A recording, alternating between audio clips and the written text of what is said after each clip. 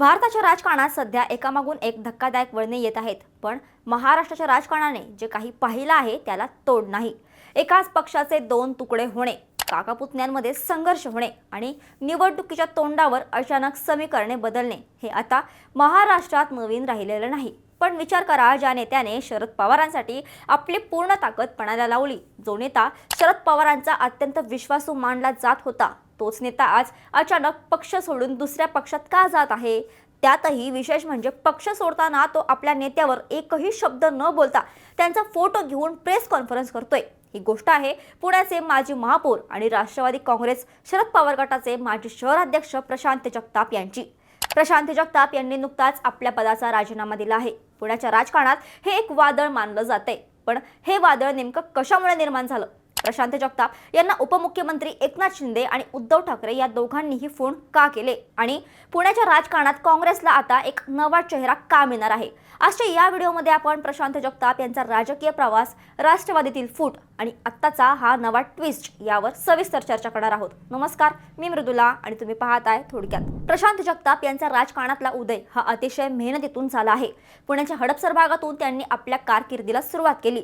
ते पुण्याचे महापौर राहिले आहेत. त्यांची ओळख ही नेहमीच एक आक्रमक आणि स्पष्ट वक्ता अशी राहिली आहे.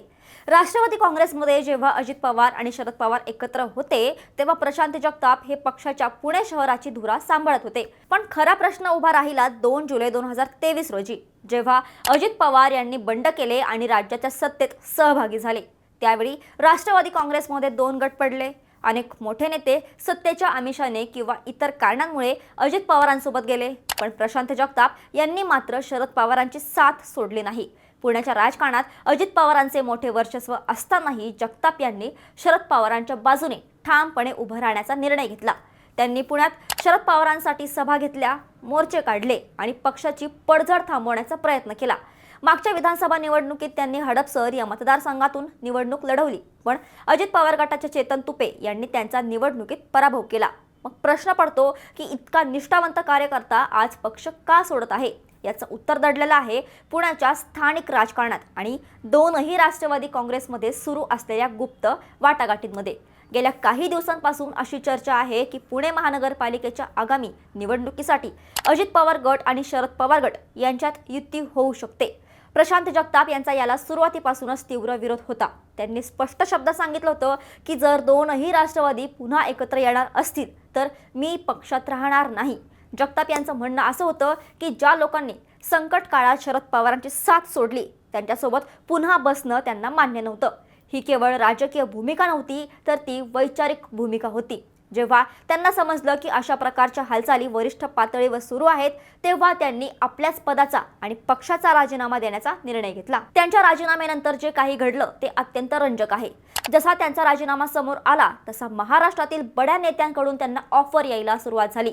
बातमी अशी आहे की राज्याचे उपमुख्यमंत्री एकनाथ शिंदे यांनी स्वतः प्रशांत जगताप यांना फोन केला.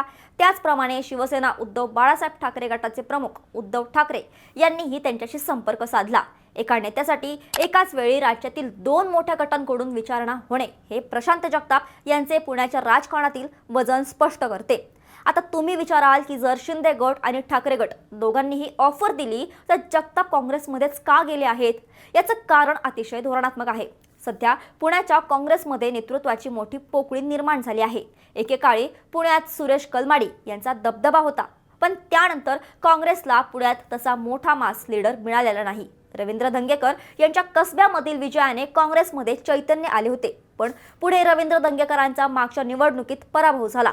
त्यानंतर रवींद्र धंगेकरांनी शिवसेना शिंदे गटात प्रवेश केला. त्यामुळे सध्या पुणे काँग्रेसमध्ये कोणताही मोठा नेता नाही. प्रशांत जगताप यांना माहीत आहे की जर ते काँग्रेसमध्ये गेले तर त्यांना तिथे मोठी स्पेस मिळणार आहे.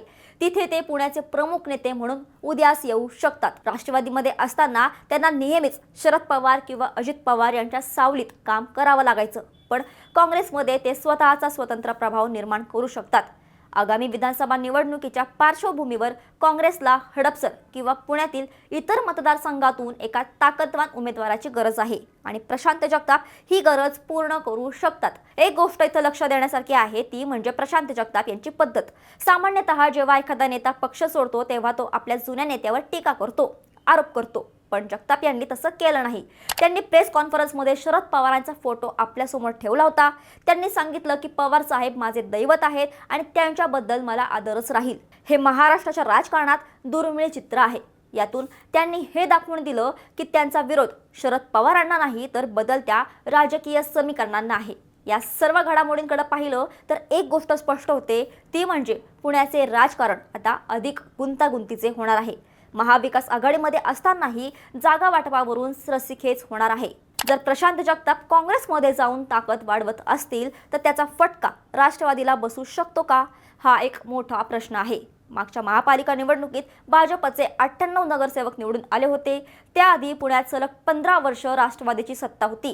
पण मागच्या निवडणुकीत भाजपने एक हाती सत्ता मिळवली तर राष्ट्रवादीच्या 39 जागा आल्या. पण मागच्या निवडणुकीत निवडून आलेले बहुतांश नगरसेवक सध्या अजित पवारांच्या पक्षात आहेत, तर काही थोडेफार नगरसेवक शरद पवारांच्या गटात आहेत.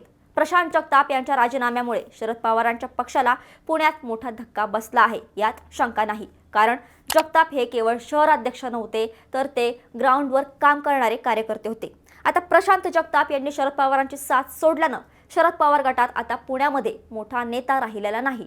आता काँग्रेस या संधीचा कसा फायदा घेते आणि जगताप काँग्रेसमध्ये गेल्यावर पुण्याचे चित्र कसे बदलते हे पाहणं महत्त्वाचं ठरेल. तुम्हाला काय वाटतं? प्रशांत जगताप यांनी घेतलेला निर्णय योग्य आहे का? पुण्यात काँग्रेसला पुन्हा गतवैभव मिळवून देण्यात ते यशस्वी होतील का, की हे केवळ निवडणुकीच्या तोंडावरचे पक्षांतर आहे? तुमच्या प्रतिक्रिया कमेंट्समध्ये नक्की कळवा. हा व्हिडिओ जर तुम्हाला माहितीपूर्ण वाटला असेल तर लाईक करा आणि अशाच राजकीय विश्लेषणासाठी थोडक्यातला फॉलो आणि सबस्क्राईब करायला विसरू नका.